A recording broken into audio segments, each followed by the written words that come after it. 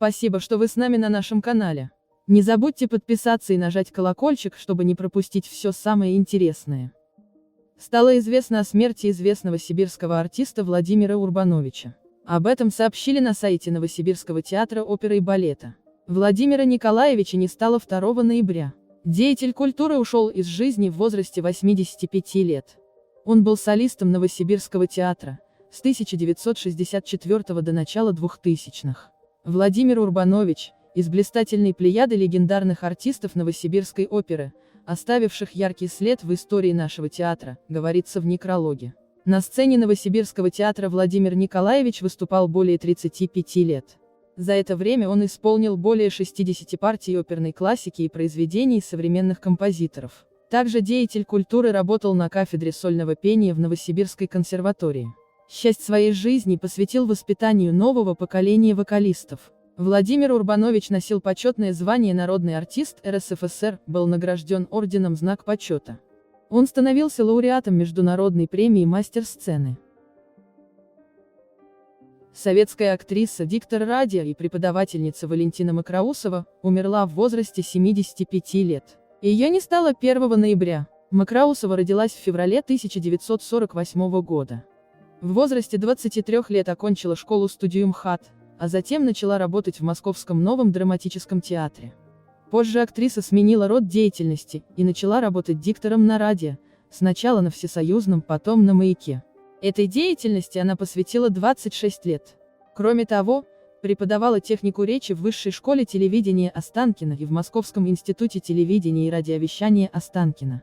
На экране дебютировала в 1966 в экранизации Наума Трахтенберга «Выстрел», где снялась с Михаилом Казаковым, Юрием Яковлевым и Олегом Табаковым. О причинах ее смерти не сообщается.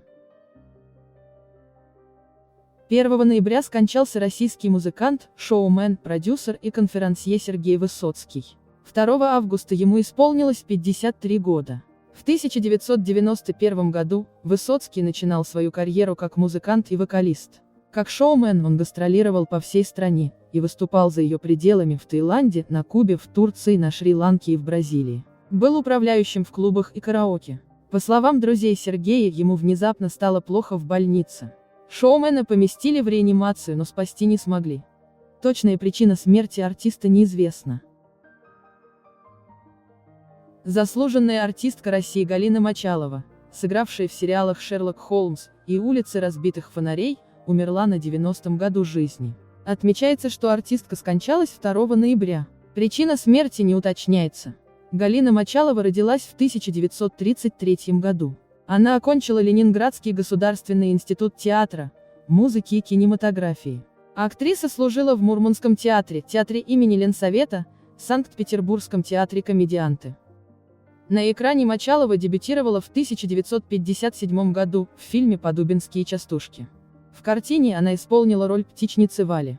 Также артистка снималась в таких сериалах, как «Приключения принца Флоризеля», «Крик совы», «Мастер и Маргарита», «Жизнь и судьба», «Тайны следствия», «Литейные» и других. Мочалова получила звание заслуженной артистки России в 2007 году. Также она является лауреатом фестиваля «Белые ночи». Юрий Темирканов скончался 2 ноября 2023 года в Санкт-Петербурге, на 85-м году жизни. Юрий Хатуевич родился 10 декабря 1938 года в Нальчике, Кабардино-Балкарии. Он окончил Ленинградскую государственную консерваторию имени Римского-Корсакова. С 1988 года Темирканов являлся худруком Санкт-Петербургской филармонии имени Шостаковича. Он является обладателем множества государственных и зарубежных наград, премий и званий. Темирканова 5 ноября похоронили на Комаровском кладбище, под Санкт-Петербургом. На церемонии присутствовали в частности губернатор Петербурга Александр Беглов, художественный руководитель и генеральный директор Мариинского театра Валерий Гергиев, а также общественные и культурные деятели, родные и близкие Темирканова, и просто почитатели его творчества. Губернатор города Александр Беглов заявил, что одну из музыкальных школ в Петербурге назовут в честь Темирканова. Кроме того, его именем будет назван культурный центр, который в данный момент строится в Нальчике. Президент России Владимир Путин охарактеризовал Темирканова как личность поистине неординарного масштаба. Темирканов посвятил свою жизнь служению искусству, высоким духовным идеалам, дарованию своего таланта и вдохновению другим людям, подчеркнул он. 2 ноября в Москве на 81 году жизни ушел Евгений Ширяев. Свою известность Ширяев получил, став одним из создателей и музыкальным руководителем вокально-инструментального ансамбля «Ела». Печальную новость сообщили близкие Ширяева. Евгений Александрович до последнего дня активно сочинял. Он вел весьма размеренный образ жизни, не посещал светские рауты и съемки телевизионных передач, куда его активно приглашали. Ширяев родился в 1943 году в Ленинграде. Композитор сотрудничал с известными артистами российской и советской эстрады: Софией Ротару, Иосифом Кобзоном, Азизой Машей Распутиной, Михаилом Боярским и другими. Евгений Александрович создал песни для 100 фильмов, сериалов, опер и балета. Его произведения прозвучали в сериалах «Дом с лилиями» и «Вольф Мессинг», «Охота на асфальте», «СМЕРШ» и других. Ширяев также был создателем «Виа Ела» и «Виа Сада», а в некоторых проектах появлялся в роли актера. 3 ноября в реанимации в муниципальном госпитале в Бразилии умерла одна из самых известных и популярных бразильских артисток, выступавшая как Элизанджела. Нашему зрителю она знакома по мыльной опере «Клон». Элизанджела ду Амарал Вергейру полное имя была актрисой кино, сериалов и теленовелл, певицей и телеведущей.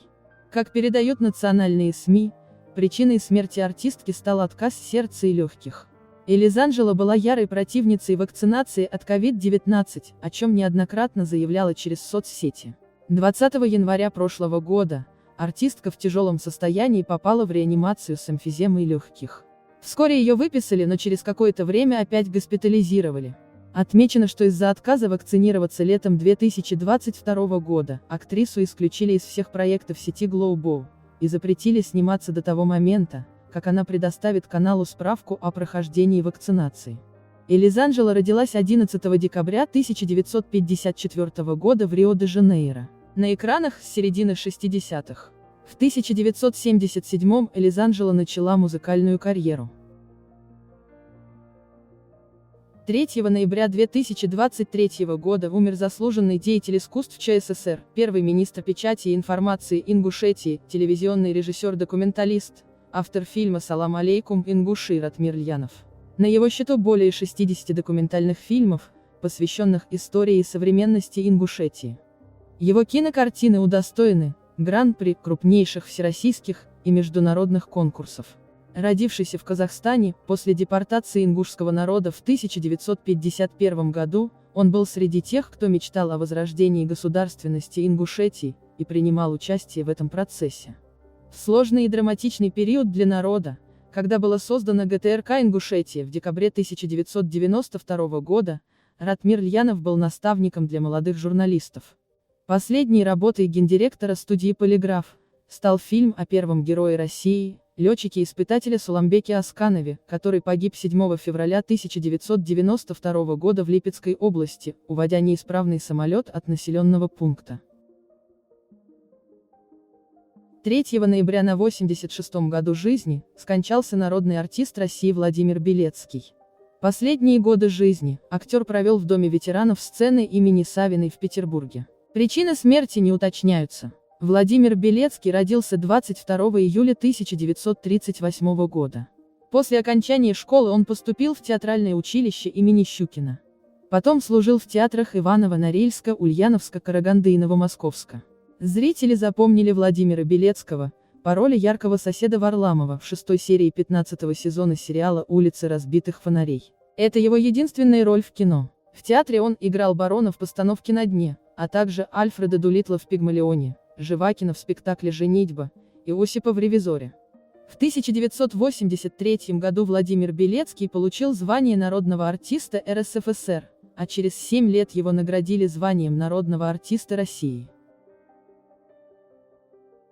В Петербурге скончался Аркадий Ипполитов, искусствовед, писатель, исследователь Италии. Ему было 65 лет. Ипполитов известен и как первый муж режиссера Авдотьи Смирновой. Они поженились в 1989 году, а спустя 7 лет развелись. У пары остался сын Данила, которому сейчас 32 года.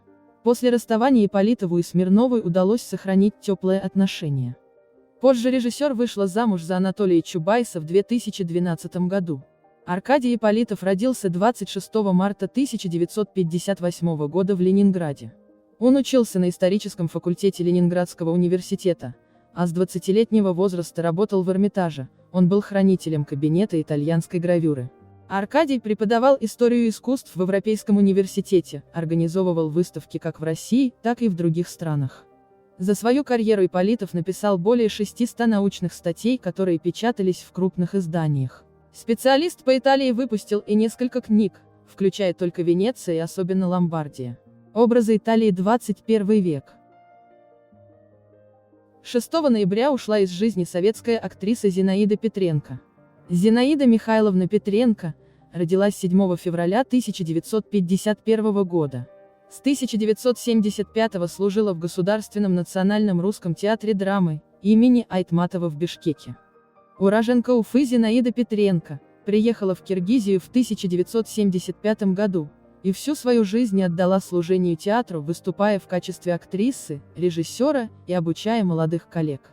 Она много гастролировала по всему миру, поэтому ее хорошо знали не только в республике. За вклад в развитие национального театра Зинаиде Петренко присвоили звание народной артистки Республики Кыргызстан. В последний раз актриса выходила на сцену в конце прошлой недели, 4 ноября. Она приняла участие в благотворительном показе спектакля «Женитьба Бальзаминова». Церемония прощания с народной артисткой Киргизии пройдет в Русском театре драмы имени Чингиза Айтматова 8 ноября.